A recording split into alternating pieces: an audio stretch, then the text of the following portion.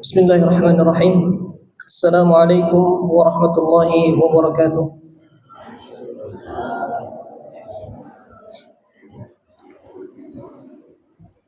Alhamdulillahilladzi arsala rasulahu bil huda wa dinil haqq liyudhhirahu 'alad dini kullihi wa kafaa billahi shahida.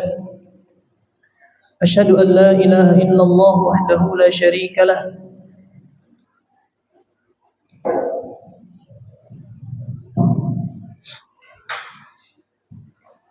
Asyhadu an la ilaha illallah wahdahu la syarika lah iqraran bihi wa tauhida wa asyhadu anna Muhammadan 'abduhu wa rasuluh sallallahu alaihi wa ala alihi wa sahbihi wa sallama tasliman mazida. Qala Allah ta'ala fi kitabihil karim, ya ayyuhalladzina amanu taqullaha haqqa tuqatih wa la tamutunna illa wa antum muslimun. فإن أصدق الحديث كتاب الله وخير الهدي هدي محمد صلى الله عليه وسلم وشر الأمور محدثاتها فإن كل محدثة في الدين بدعة وكل بدعة ضلالة وكل ضلالة في النار. اللهم علمنا ما ينفعنا وانفعنا بما علمتنا وزدنا علما. اللهم إنا نسألك علما نافعا ورزقا طيبا وعملا متقبلا. اللهم أرنا الحق حقا وارزقنا اتباعه وأرنا الباطل باطلا وارزقنا اجتنابه. ربنا اشرح لنا صدورنا ويسر لنا أمورنا واحلل عقدة من ألسنتنا يفقه قولنا. أما بعد، كيف حالكم أيها الأحبة؟ Semoga selalu dalam keadaan baik, dalam keadaan sehat, serta semoga selalu dalam keadaan limpahan karunia dan rahmat Allah tercurahkan kepada kita semua. Allahumma amin. Pada kesempatan kali ini kita akan sedikit belajar beberapa ayat, belajar beberapa hadis yang mungkin bisa kita sampaikan pada kesempatan kali ini. Terutama kita berkumpul bukan untuk hal yang sia-sia. Kita berkumpul bukan untuk berleha-leha. Tempat berkumpul kita sangat mulia, yaitu di salah satu rumah dari rumah-rumah Allah Subhanahu wa taala. Sebagaimana yang dikatakan oleh Nabi bahwasanya tempat yang paling mulia adalah masjid. Dan di dalam hadis yang diriwayatkan oleh Imam Muslim dan juga Abu Dawud, dibawakan oleh sahabat yang mulia Abu Hurairah, Nabi sallallahu alaihi wasallam berkata, tidaklah berkumpul sebuah kaum di salah satu masjid, di salah satu rumah dari rumah Allah Subhanahu wa taala, membaca Al-Qur'an, mempelajari Al-Quran di antara mereka, kecuali malaikat akan turun, ketenangan akan turun, diliputi oleh malaikat. Begitu juga dengan rahmat, dan Allah akan sebutkan orang-orang yang berkumpul di dalam majlis tersebut di hadapan makhluk-makhluk yang ada di sisi Allah Subhanahu wa taala. Keutamaan itu saja sudah cukup untuk kita berbangga diri. Kita akan disebut oleh Allah Subhanahu wa taala kalau benar niatnya datang ke sini untuk mencari rahmat, untuk mencari ridha Allah Subhanahu wa taala.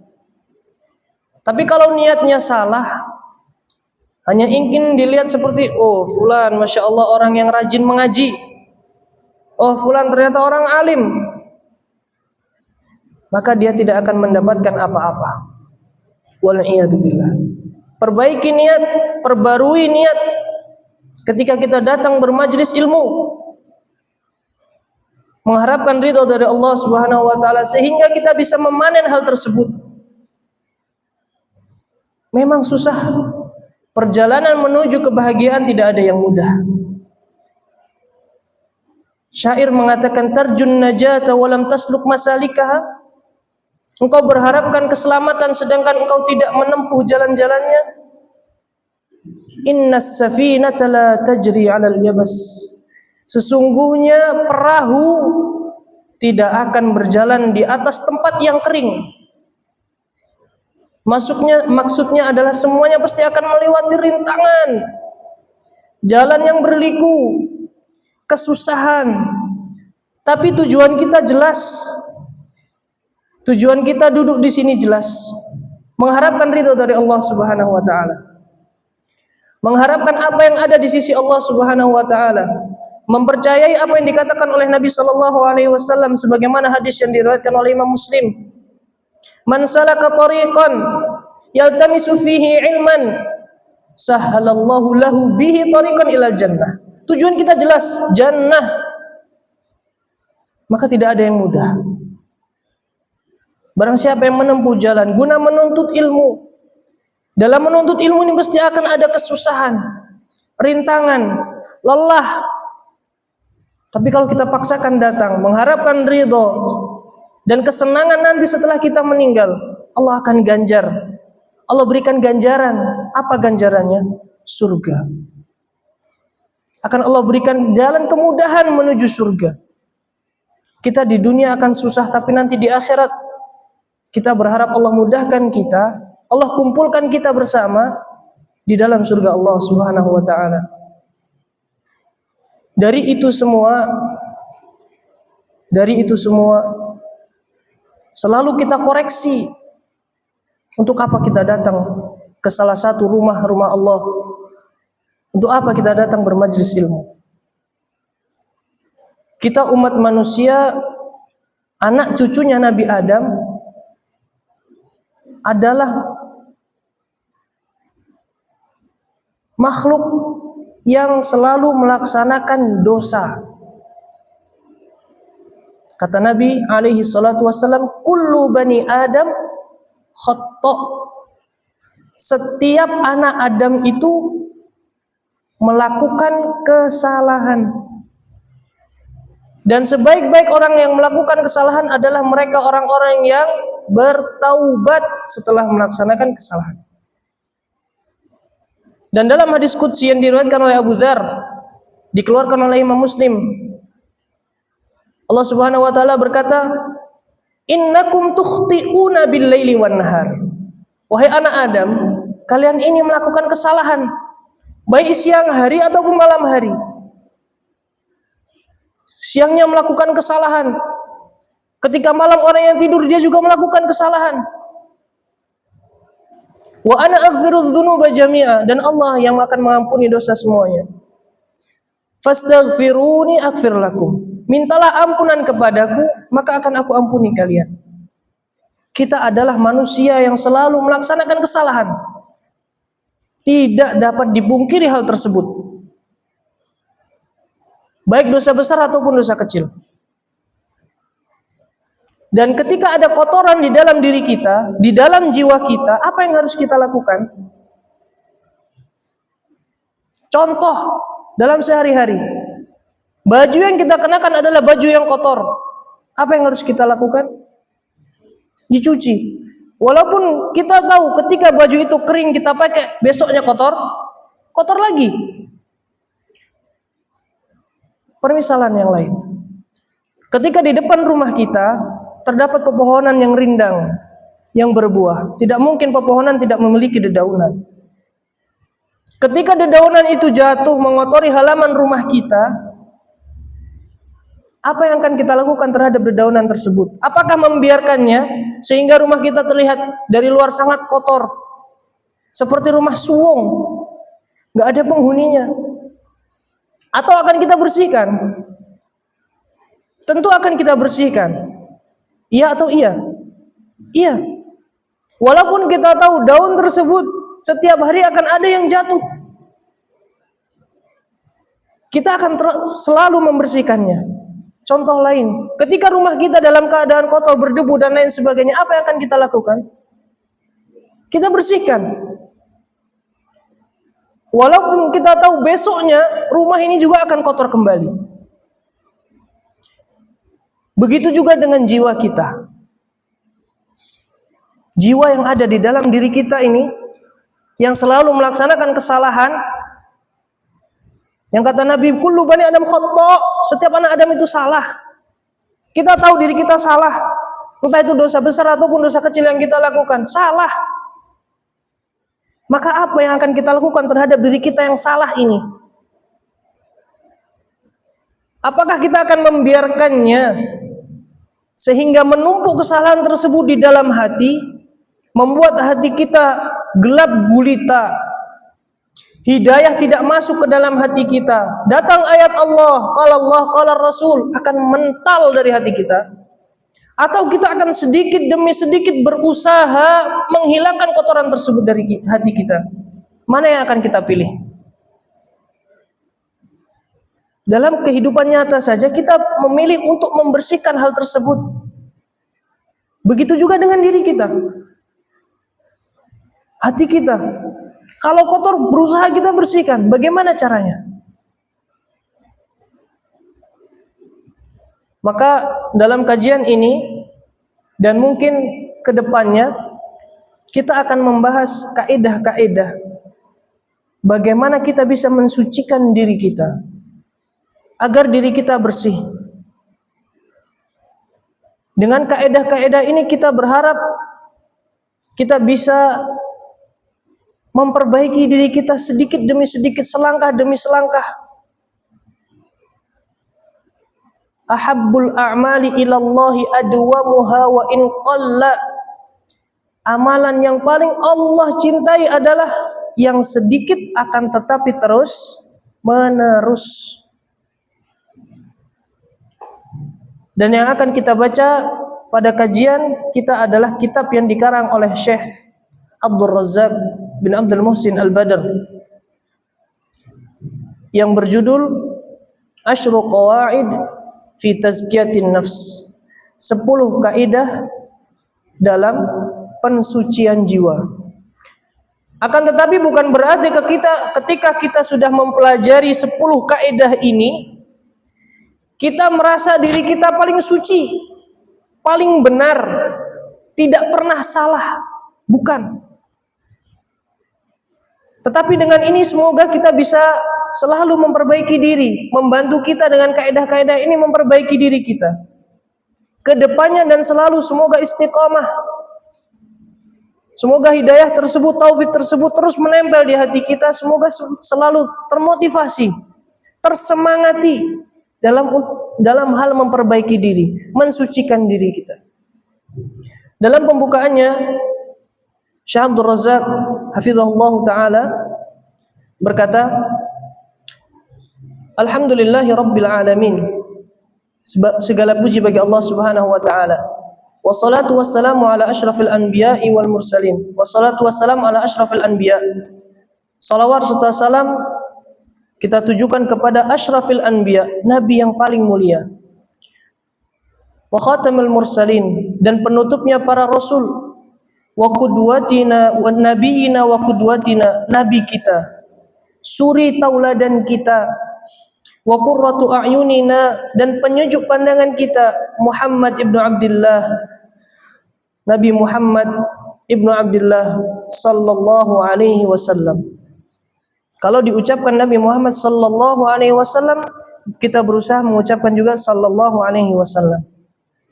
Ya. Wa ala alihi wa sahbihi ajma'in, dan juga salawat serta salam kita sanjungkan kepada kerabat serta sahabatnya beliau sallallahu alaihi wasallam, wa man sara ala hadihim ila yaumiddin, dan orang-orang yang berjalan di atas petunjuk mereka sampai hari kiamat. Fan nafsul lati baina janbayil insan, jiwa yang ada pada diri manusia, amruha azim, adalah perkara yang sangat besar, perkara yang sangat agung. Wa sya'nuha kabir, dan urusannya ini sangat besar. Kenapa bisa seperti itu? Faqad aqsama Allahu azza wa jalla bi'adadin min makhluqatihil kibar. Allah Subhanahu wa taala telah bersumpah dengan sejumlah dari makhluk Allah yang sangat besar. Apa contoh makhluk Allah yang sangat besar yang bisa kita lihat oleh mata? Apa? Langit yang lain, bumi yang lain, yang muncul ketika siang, matahari yang muncul ketika malam, bulan. Itu makhluk-makhluk Allah Subhanahu wa taala yang sangat besar, dan Allah bersumpah dengan makhluk-makhluk tersebut, digabungkan di dalam satu ayat. Yang mana ketika Allah bersumpah dengan makhluknya, yang kita sebagai manusia melihat hal tersebut sangat besar, akan tetapi bagi Allah itu sangatlah kecil. Karena apa? Karena Allahu Akbar, Allah yang maha besar. Allah yang menciptakan 7 langit, wa minal ardi mislahun, dan juga bumi yang seperti langit dalam tingkatannya. Langit ada 7, begitu pula dengan bumi ada 7 lapisan. Sangat besar. Ketika Allah bersumpah, ini menunjukkan bahwasanya Allah sangat agung, sangat besar.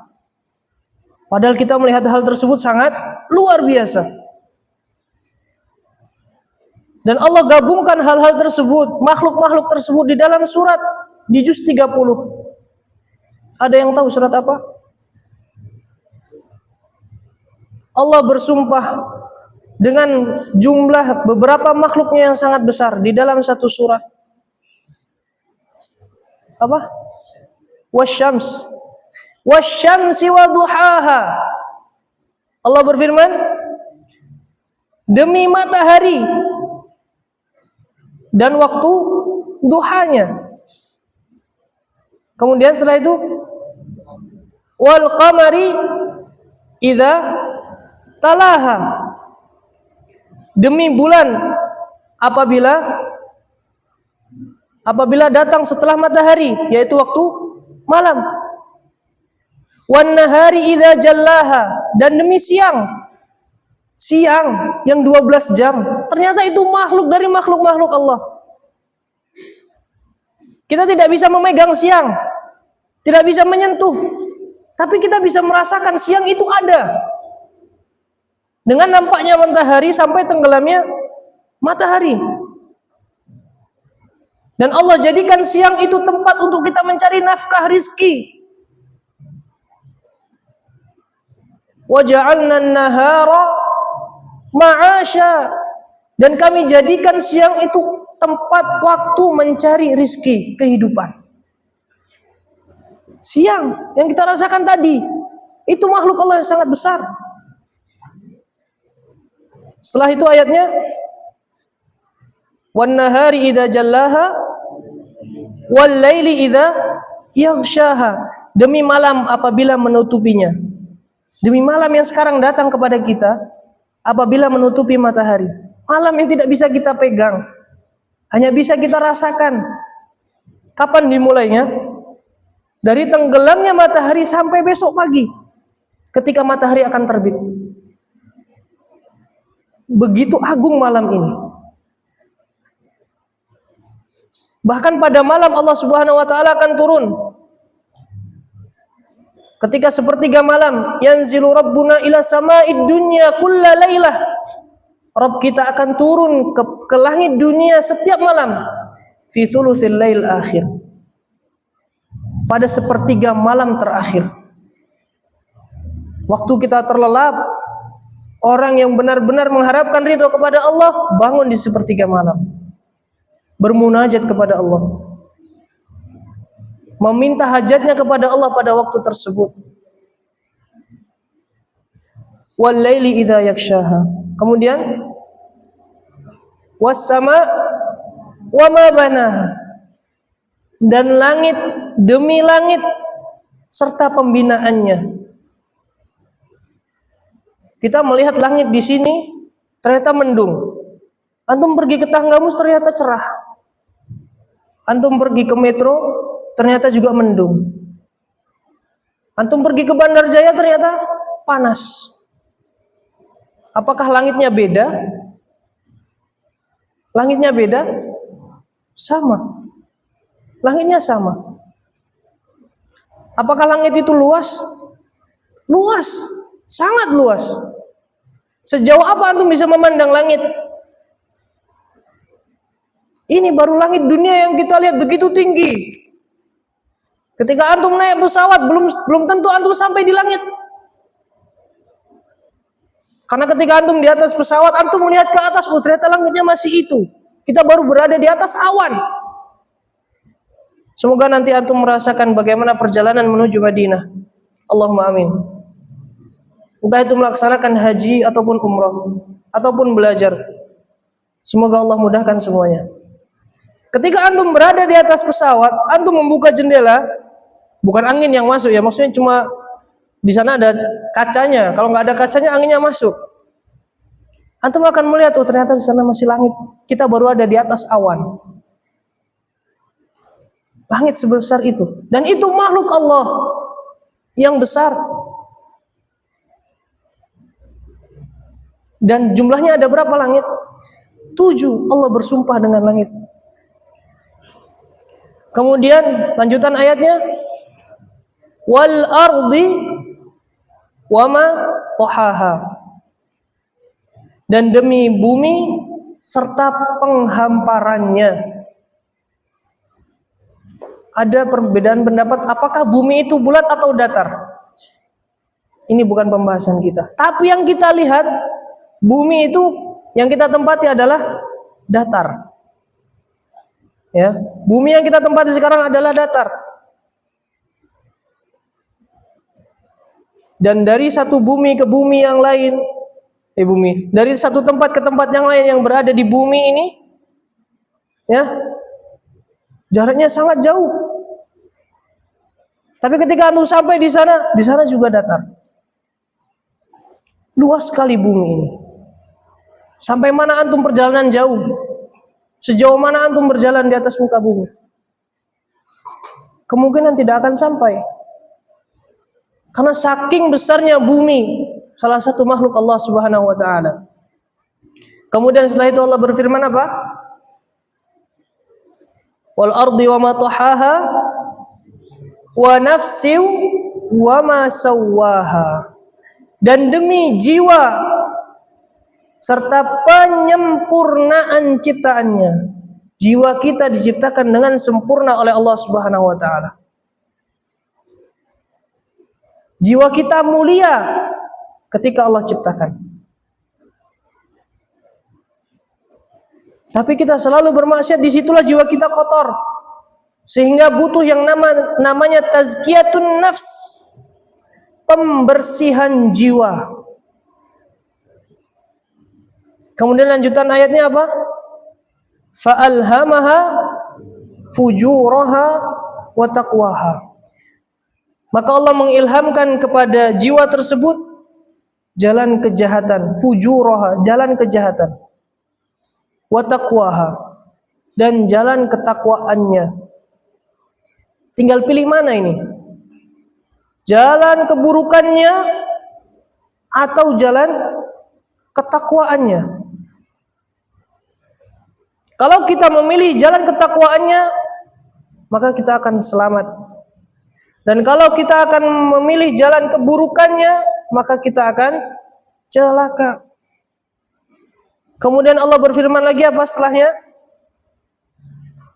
Qad aflaha man zakkaha. Maka telah bahagia, senang, gembira, beruntung orang yang mensucikan jiwanya. Jadi kalau kita bisa mensucikan diri kita, berusaha selalu mensucikan diri kita, maka kita akan aflah, bahagia, senang, gembira. Itu yang akan kita dapatkan kalau kita berusaha mensucikan diri kita. Kemudian lanjutan ayatnya adalah wa qad khaba man dassaha. Dan telah celaka, sengsara, merugi orang yang mengotorinya. Jadi kita pilih orang yang senang atau orang yang sengsara. Itu pilihan ada di tangan kita. Dengan ilham yang Allah berikan kepada kita, Allah tunjukkan ini jalan benar, ikuti. Ini jalan salah, tinggalkan. Itu yang Allah perintahkan. Akan tetapi jiwa kita milih yang mana? Ada sebuah perkataan yang mengatakan, an-nafsu illam tushghilha bit-ta'ah syaghlatka bil ma'siyah. Jiwa ini kalau tidak kita kasih kesibukan dengan ketaatan, maka jiwa ini akan memberikanmu kesibukan dengan kemaksiatan. Harusnya kita yang nyetir jiwa kita ini menuju ketaatan atau menuju kemaksiatan. Allah berfirman dengan banyak makhluknya itu, menunjukkan keagungan Allah Subhanahu wa taala, dan menunjukkan makhluk-makhluk tersebut juga makhluk-makhluk yang agung, makhluk-makhluk yang mulia. Dan salah satunya adalah jiwa kita. Jiwa kita adalah jiwa yang agung, jiwa yang mulia apabila kita mau mensucikannya dan kita tidak mengotorinya. Maka jiwa kita adalah jiwa yang mulia.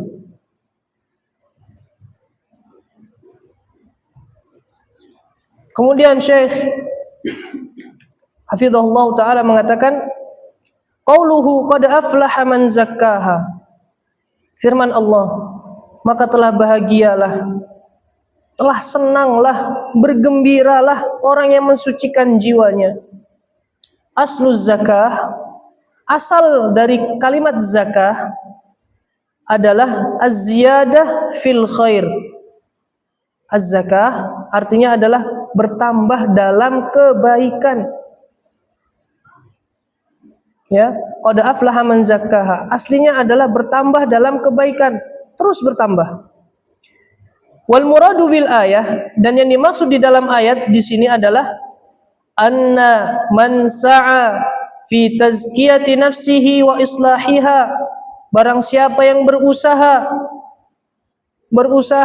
fi tazkiyati nafsihi, untuk mensucikan jiwanya. Kita berusaha mensucikan jiwa kita. Wa islahiha, dan memperbaikinya. Wa sumuwiha, dan meninggikan jiwa tersebut. Bagaimana cara meninggikannya? Bil istiktsari minat ta'ati wal khairat. Bagaimana cara meninggikan jiwa? Dengan memperbanyak dari ketaatan. Bagaimana meninggikan jiwa, memperbaikinya, mensucikannya, yaitu bil istiktsari minat ta'at, dengan memperbanyak ketaatan, wal khairat, dan kebaikan-kebaikan. Ini kalau mau jiwa kita ini bersih, suci, memperbaiki diri. Dari kata ini kita bisa mengambil lawan katanya. Kalau orang tidak mau mensucikan jiwanya, ya, tidak mau mensucikan jiwanya, tidak mau membersihkannya, tidak mau berusaha, maka dia akan memperbanyak dari kemaksiatan. Kalau mau meninggikan jiwa, mau memperbaikinya dengan ketaatan, berarti lawannya, kalau tidak mau mensucikan jiwanya, maka dia akan disibukkan dengan kemaksiatan, dengan keburukan, di siang dan malamnya. Ya, wal ibti'adi 'anil syururi was sayyi'at. Kalau ingin meninggikan, mensucikan jiwa, menjauhi dari keburukan-keburukan dan kejelekan. Berarti ada dua hal. Yang pertama, memperbanyak kebaikan dan ketaatan, dan yang kedua adalah menjauhi keburukan. Kalau bisa melaksanakan kebaikan dan menjauhi keburukan, tahaqqaqa falahuhu, maka kebahagiaan tersebut akan tercapai. Apa kuncinya tadi? Dua hal. Memperbanyak ketaatan dan menjauhi keburukan. Tahaqqaqa falahuhu, maka kebahagiaan tersebut akan tercapai.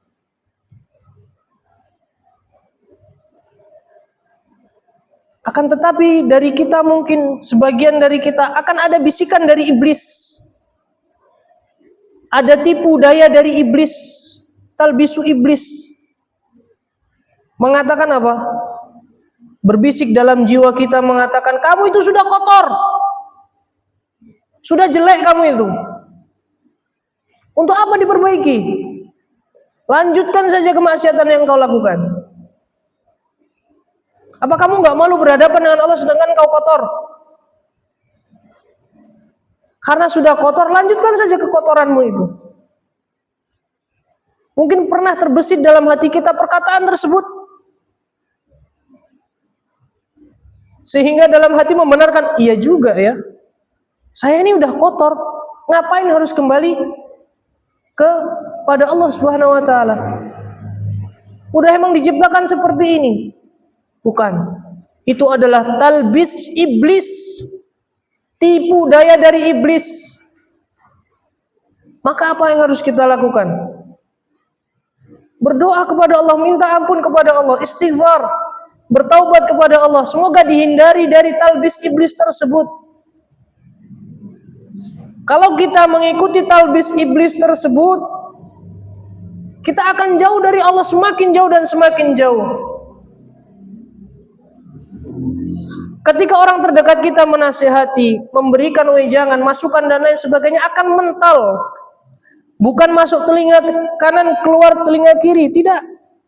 Masuk telinga kanan, keluar telinga kanan. Kalau keluar lewat telinga kiri masih mending ada melintas sedikit gitu di otak. Kalau keluar telinga kanan, masuk telinga kanan, keluar telinga kanan, berarti nggak masuk sama sekali. Dan kalau sudah seperti itu, kita akan sengsara. Saya bawakan cerita wakil terjadi. Orang yang dahulunya mondok, hidup di dalam lingkungan pondok, yang biasa melaksanakan sholat secara berjamaah, dididik untuk selalu mentaati agama, memprioritaskan agama dari hal yang lainnya, yang biasa melaksanakan sholat-sholat atau ibadah-ibadah sunnah, puasakah, sholat sunnahkah, sedekahkah.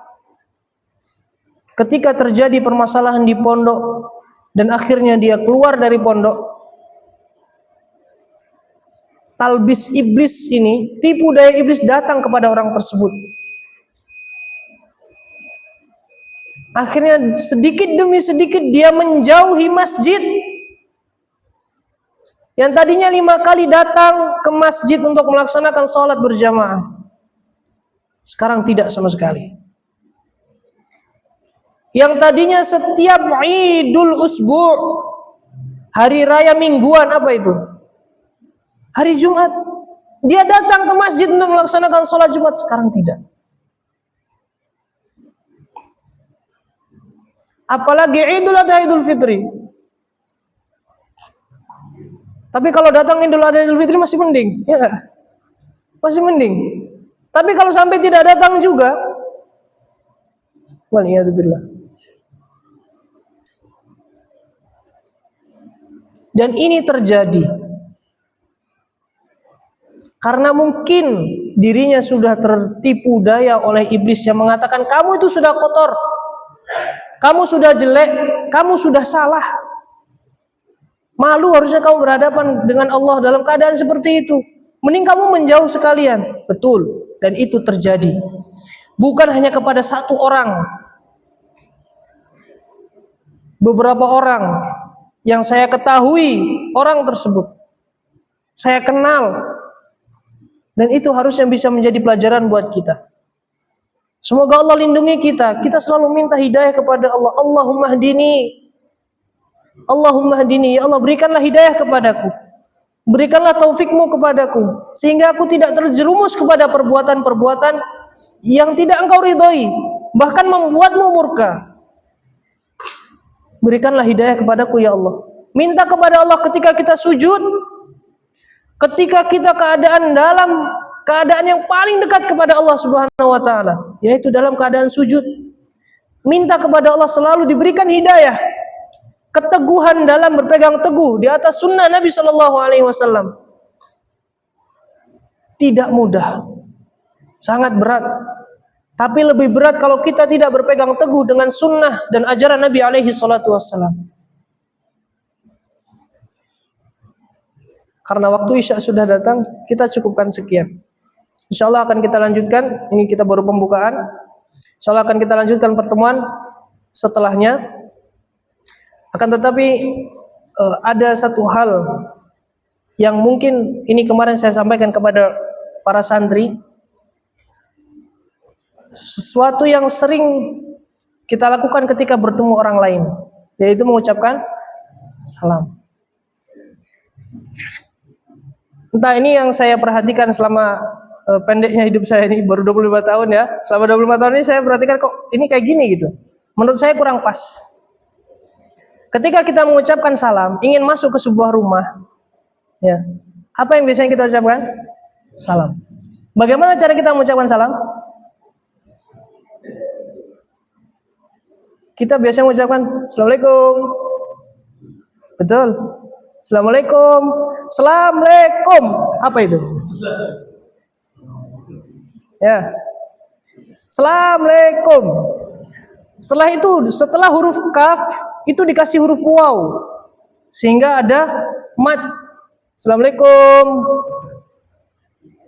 Ini yang saya perhatikan. Dan ini kurang pas. Sedangkan ketika kita mengucapkan salam, ya, kita ini mendoakan saudara kita. Bukankah lebih layak kalau kita mengucapkan salam itu dengan ucapan yang lebih benar? Bagaimana? Assalamu alaikum. Tegaskan di tasdid di huruf sinnya. Assalamualaikum. Dan itu harus dipraktekkan dari sekarang, dibiasakan dari sekarang. Kalau tidak, kedepannya juga akan kita seperti itu. Anak cucu kita yang mendengarkan kita mengucapkan hal tersebut akan ikut-ikutan. Dan ketika dia besar, memiliki anak dan cucu akan mewarisi hal tersebut kepada anak cucunya. Anak cucunya sudah besar, memiliki anak cucu, akan diwarisi terus-menerus seperti itu. Dengan bagaimana mengucapkan? Assalamualaikum. Usahakan ucapkan dengan benar. Assalamualaikum. Tegaskan di huruf sinnya. Assalamualaikum. Ketika kita mengucapkan as, gitu, orang sudah paham kalau kita mengucapkan salam. Kumnya pendekin aja. Assalamualaikum. Antum ringankan, kumnya enggak masalah. Orang akan paham kalau antum mengucapkan salam. Begitu juga menjawab salam. Bagaimana biasanya kita menjawab salam? Apakah waalaikumsalam warahmatullah? Yang saya lihat adalah jawabnya mana? Waalaikumsalam. Waalaikumsalam. Uanya jangan dipanjang-panjangkan. Ya, sudah salamnya. Assalamualaikum. Yang jawab waalaikumsalam. Ya, padahal kita mendoakan kepada saudara kita apa? Keselamatan bagimu. Ya. Dan kita juga jawabnya waalaikumsalam. Kepanjangan wawunya. Jawab dengan benar. Waalaikumsalam. Waalaikumsalam. Ya, mengucapkan sunnah sedangkan menjawabnya wajib. Fa idza huyyitum bi tahiyyatin fahayyu bi ahsana minha aw rudduha. Kalau kalian diucapkan salam, maka jawab dengan semisalnya atau yang lebih baik dari hal tersebut. Jadi kalau orang mengucapkan assalamualaikum, kita jawab waalaikumsalam atau waalaikumsalam warahmatullah atau waalaikumsalam warahmatullahi wabarakatuh. Itu mungkin sedikit, ya, mungkin bisa kedepannya kita praktekkan ketika bertemu dengan saudara-saudara kita orang muslim, ya. Bahkan itu termasuk hal yang dianjurkan di dalam agama. Kalau kita saling mencintai, kita mengucapkan salam. Dan kalau kita sering mengucapkan tersebut, maka akan Allah mudahkan jalan kita menuju surga.